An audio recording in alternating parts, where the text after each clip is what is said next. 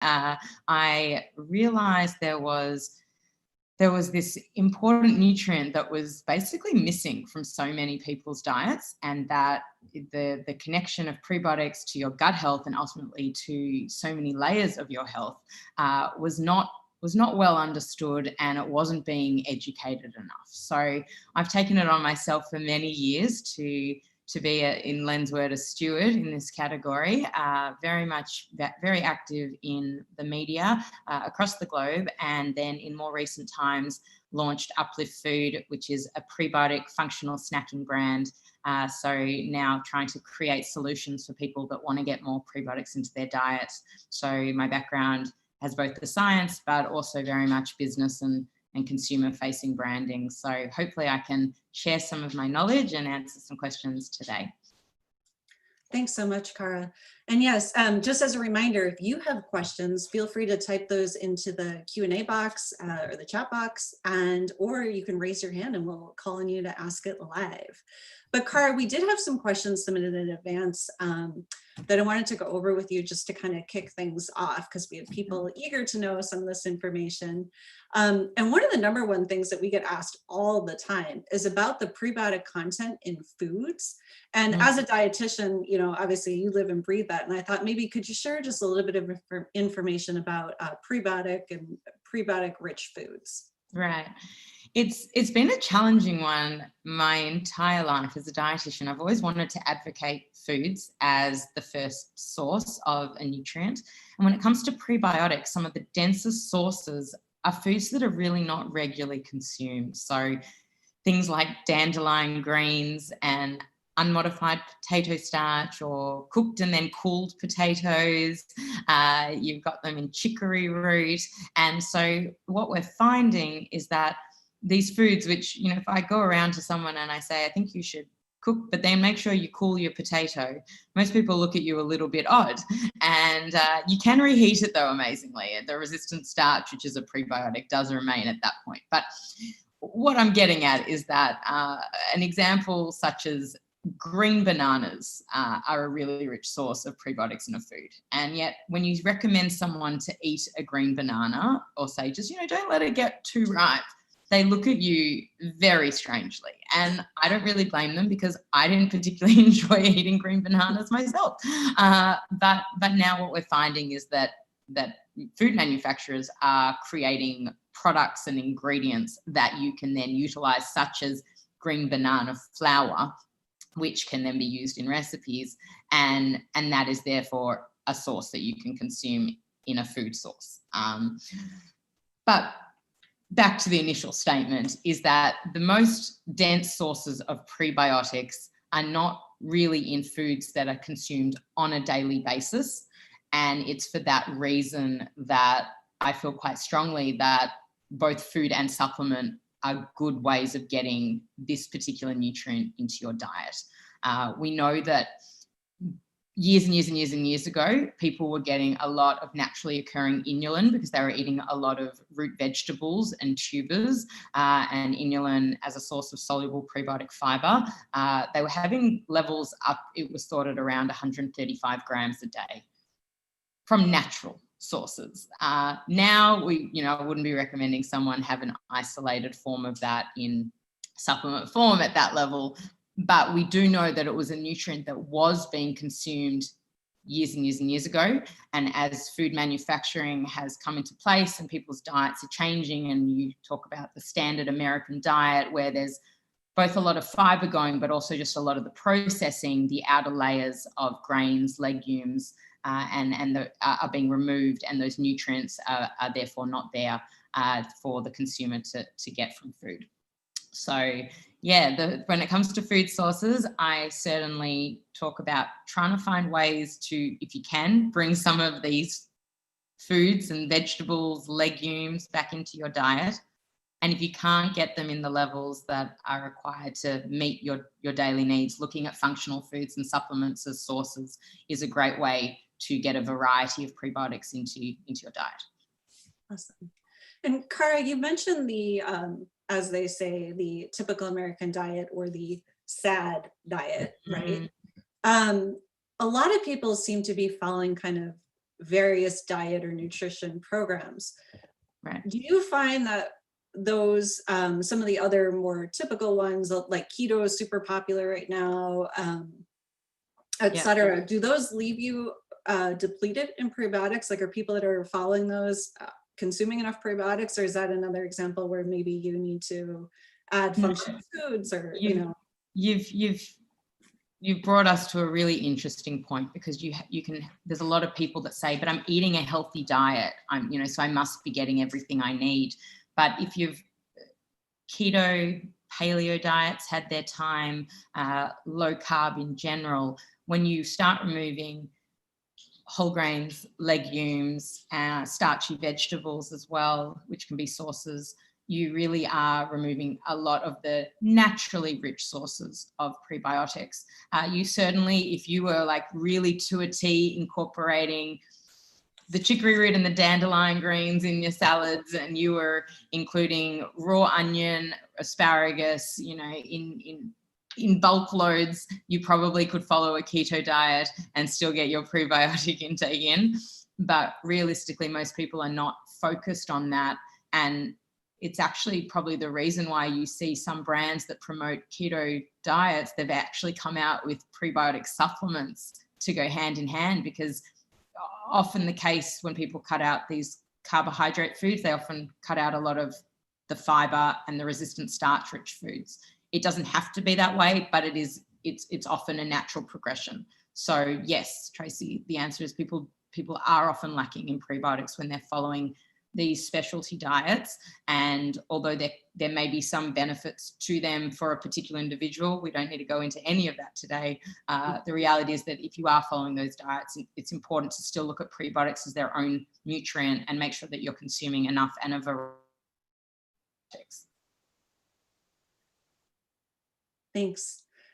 Kara, we at GPA recently conducted research among consumers, and there's, among supplement consumers at least, there's an 81% awareness of prebiotics, right? So it's growing, people understand it.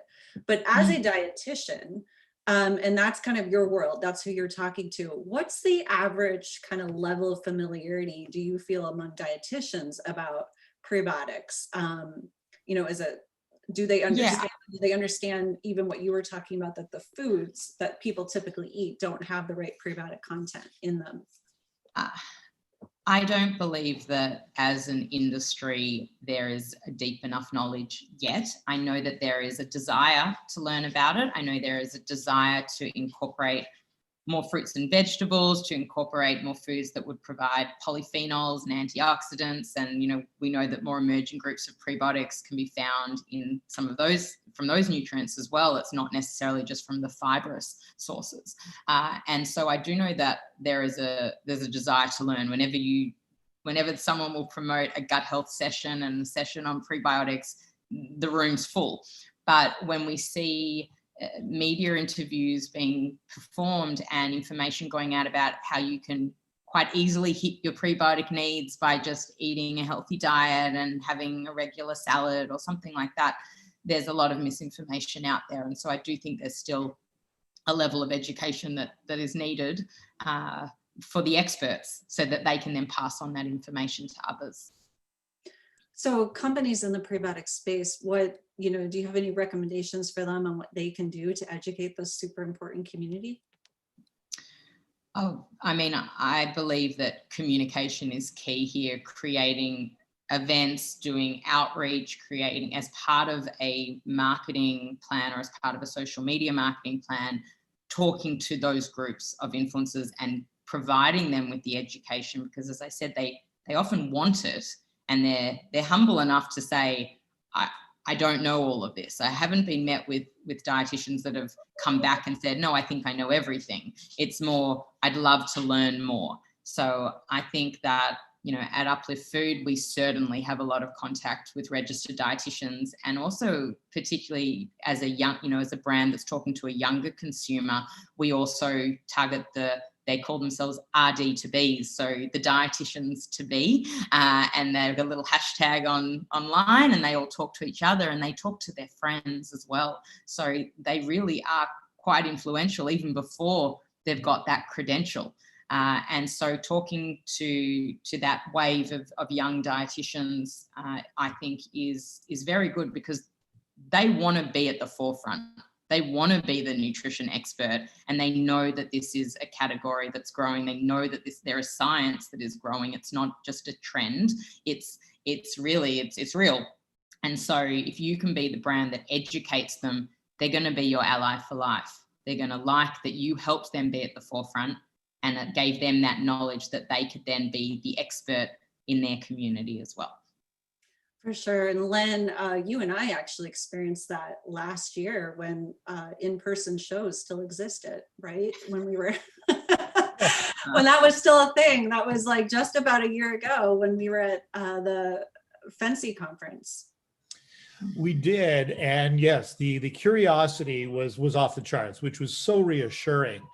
The other aspect that was interesting was when one of our beck and call to some of the dietitians to interact with us was, what do you know about prebiotics? I mean, many admitted not enough, nothing at all, and some tried to correct us and say, you mean probiotics? We said, no, prebiotics.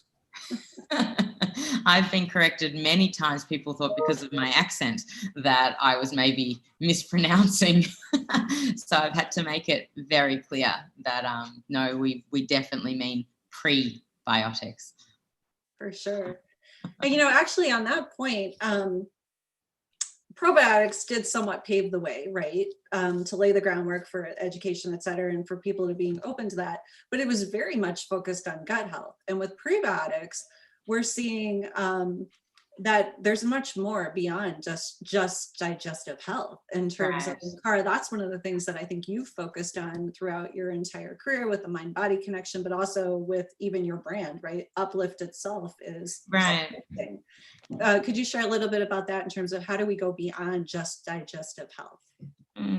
I think that when you're talking to more of a mass market, I think that that going for the gut health, the connection with probiotics, even digestive health in general is usually the easiest step in, and it's the easiest for someone to wrap their head around. Also, because if you're going to connect prebiotics with fiber, people think about fiber with digestion. People seem to connect digestion with gut health, even though there's lots of differences here as well.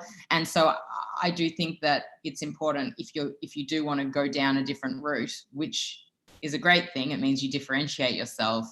You need to make sure that you've got, one, the science, and two, it's marketing, it's storytelling. You need to know how to simplify the science in a way that people can relate to. So, you know, as you said, at Uplift Food, I've connected the gut-brain connection. It clearly is stepping, you know, aside from digestion or gut health in as just one of its own.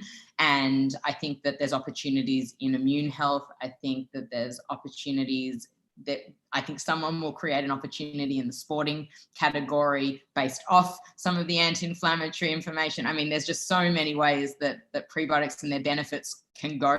I could get excited if I put on my marketing hat right now. But the point that I'm getting at is that I think that you need to just get the science so that you have some integrity, but then work out the really simple message. Because when you start to go into, well, this compound is produced and this has the anti-inflammatory effect here and this pathway leads to that, it's not a brand story. And consumers can't connect to it. It's too much, and you actually make people, if someone feels naive, they're going to end up stepping away from the brand. You don't want to isolate them and make them feel like they don't get it. So I just would recommend always pick your niche area. You can go beyond gut health.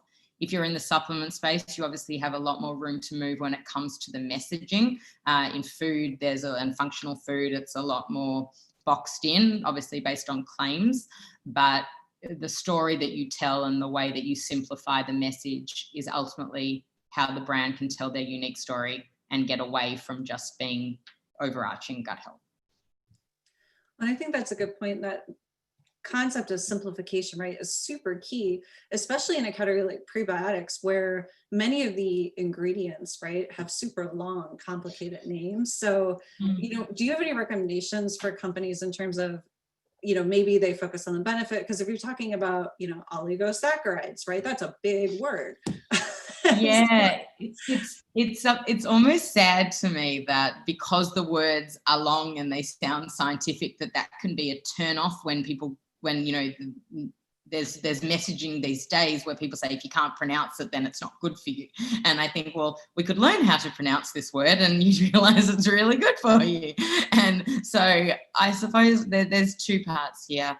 I think when it comes to supplements, again, you have a little bit more room to move. I think the supplement consumer is open to learning about a bit more about the science and why your particular ingredient and this prebiotic, even if it has a long name, is going to be beneficial. And as you said, Tracy, focusing on the benefit less so than the process, the pathway, the method, the mechanism of action is the term that I know the GPA has used. I don't know if using the mechanism of action as when you're forward facing to a consumer is the best way to go. I think nailing in on the benefit is why someone will be attracted to a product and want to try it. I think when it comes to food, there's so many more layers here, and it depends on who the consumer is that you're talking to. And what I mean by that is at Uplift Food, I incorporate more whole food or whole food sounding ingredients. So what I mean by that is I'll use green banana flour, or I'll use lupini beans as ingredients, which are whole foods, or even as a close to a whole food, I'll use soluble tapioca fiber, which is an isolate, but you can hear the vegetable there, as opposed to incorporating what we have in supplements, such as a xylo-oligosaccharide, which is an incredible prebiotic, and the dosage is very low, and I'm very passionate about it, but I don't put that in food products because I don't think that the food consumer would like to see that long word, that the consumer that talks to Uplift Food. If you were a brand that's more targeted at sports, or where it's like food crossing over to supplement, where there's bars and other items like that, I think that you have a bit more room to move if you're talking to a different consumer. And on that note of the consumer, Len, GPA just conducted some consumer research recently. And when we were looking at the benefits, and I know you just actually presented on this last week or 2 weeks ago at a microbiome conference on some of the new research on prebiotic benefits. But when they're looking for ingredients, if I remember correctly, the number one thing they were looking for was just simply that it was labeled a prebiotic. Absolutely, Tracy. And I mean, remember that these are prebiotic, so these are supplement consumers. So to Kara's point, that they're looking for a little bit of a different messaging and approach, but the recognition of the term prebiotic by these consumers is increasing. It was the number one feature that they were looking for on a label, followed very closely by a combination of pre and probiotics and symbiotics. Rather than what might be the case in some food categories where you may expect that it's part of the fiber conversation. So the supplement consumer across the countries that we investigated was looking and recognizing the term prebiotic. Yeah, I'm not surprised. Kara, one of the things I want to get into, and we're seeing this, right? Like for those of us that are in the US, and I know we have, some news going on right now about a presidential election, and it's it's causing stress for people, and we have COVID, and that's causing stress. But there's new research and exciting research out there again, and that you've already incorporated into your own brand about that kind of the gut brain connection and all that. And I would love to just unpack that a little bit more, because it's a really exciting area, and I think people could really benefit from it, to knowing more about that. Yeah, the science that has been termed psychobiotics, which is it looks at nutrition, it also looks at exercise and how you can influence your microbiome and how that can have an impact on your mental health. And it's amazing to watch the science just keep growing and growing and growing and growing. It's clearly an area of deep interest, especially as depression and anxiety and stress, as you say, is sadly continuing to increase in today's world.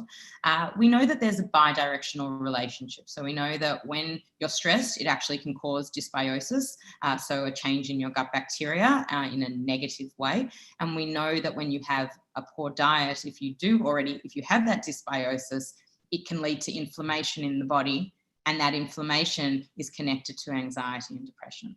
So it really is like you can change it up from both sides. So if you can do, they show if you do yoga and meditation and things that can calm your mind, you actually can improve your gut health. And this has been tested a lot on people that have irritable bowel syndrome or other digestive discomfort conditions.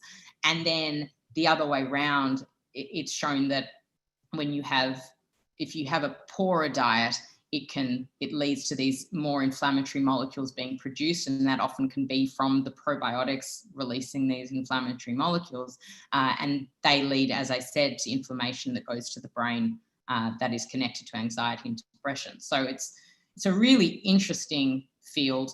There's more than one way that these pathways connect. We know that we have a vagus nerve that's a direct connection, but we also know that when you have prebiotics in your diet, and especially those, that have a bifidogenic effect, and we produce what's called butyrate and other short chain fatty acids, those metabolites are able to actually have a positive influence on our mental health. They affect our brain health. So again, like as a brand, we wouldn't go into so many layers there, because on a food package, you just wouldn't write this. But, as a brand, we have a big smiley face on our packaging and even on our cookies. And I talk to people about how it's a whole nutrient thing. Prebiotics are definitely, in my mind, one of the strongest components, but I think it's important to be aware that this is a growing science, and it's really about whole nutrition. It's looking at antioxidants, polyphenols, or anything that will produce an anti-inflammatory effect within the body ultimately has a positive effect on our mental health. Thanks. And as a dietitian, where are you going to find out information about that? Like, I know you're seeking it out, but continuously in terms of, monitoring for the science or the new research or the ingredients that you're considering using, or as we think about prebiotic mechanisms, right? More and more foods are being discovered to have prebiotic benefit or actions. Where are you going to get that information? How do you stay up to date? Oh, I mean, I'm a bit of a science nerd, and so I just go and literally look up in journals what's coming out, and I think it's not going to be that useful for people, is that, like, because people know that I'm so into this space, people share things with me, like wanting me to learn.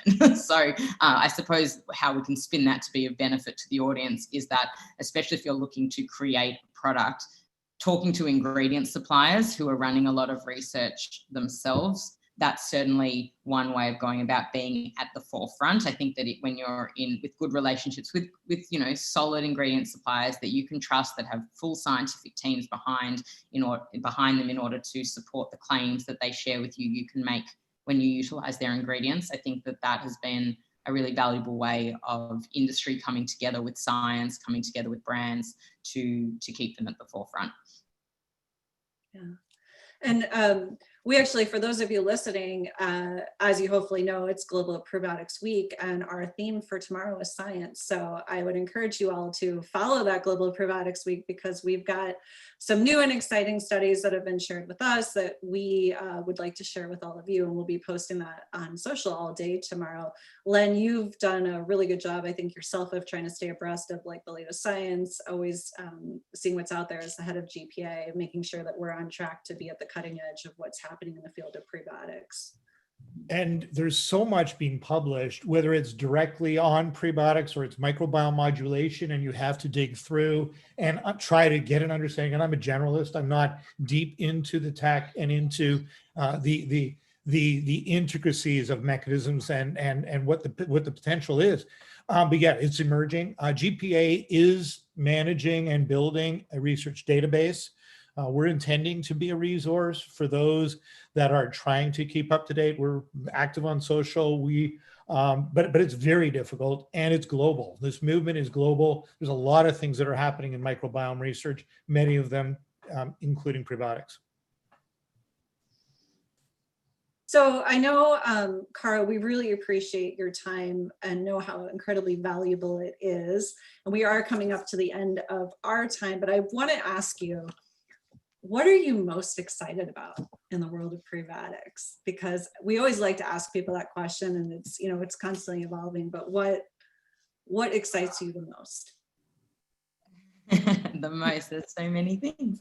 I'm really passionate, and I'm excited at the growing momentum towards the category, that people are talking about it, that people are wanting to understand it more, that it is starting to be, as you say, when you've done your research, that people are looking for it, and that word on packaging, I mean, that's already a shift in and of itself. So I myself am, you know, really excited about more people understanding, getting excited about this nutrient in this category, and ultimately consuming more of it so that they can reap the benefits. Len, you know, I have to ask you that same question. What's exciting you these days in this space of prebiotics? So the volume of research, the application of technology, the fact that we're moving towards some personalization, general awareness increasing, how important the microbiome is, and then how important prebiotics are within the microbiome, adoption. So we're seeing product incorporation. We're seeing, we're at this intersection point. We're playing in so many of the, I mean, put this in context, we as the prebiotic community are playing at this intersection of so many of these categories that are more and more important in these challenging times. Not to exploit, which is one of the reasons the GPA exists, to make sure that there's not exploitation, so that we're stewarding, but we're at that juncture of so many of these important health categories that are only going to increase and grow, and we're going to see accessible products proliferate to consumers who really need these products. Awesome. Thank you. So this was the third of our Ask an Expert session, and I'm super glad that we were able to cover off the questions that were sent to us in advance. If you still have questions, those of you on the line, feel free to submit those in on our prebioticassociation.org. We recorded all three of our Ask an Expert sessions today. So we started very early this morning, US time, mid-morning in the UK, had one a couple hours ago, and now this one with Kara. And they're all going to be available on the GPA YouTube channel, so you can catch up on the latest. And feel free to, you know, email us. As we mentioned, tomorrow is Science Friday. We'll be sharing some of the latest science and research. And Saturday, we wrap up our week with just some general information about what's happening in the exciting world of prebiotics. But it doesn't end after this week ends, just because we have 1 week dedicated to prebiotics. We encourage you to celebrate, use them, formulate, buy them, take them, etc., all year long, and continue to engage with us. But Kara, thank you so much for your time today. We're incredibly grateful to have you with us, and advocating and, you know, being really a steward, as you say, of this category. And Len, it's always a pleasure to have you online too. But thank you, everyone, and have a great day, and continue to connect with us and use that hashtag Global Prebiotics Week. And we'll talk to you soon. Thank you. Bye.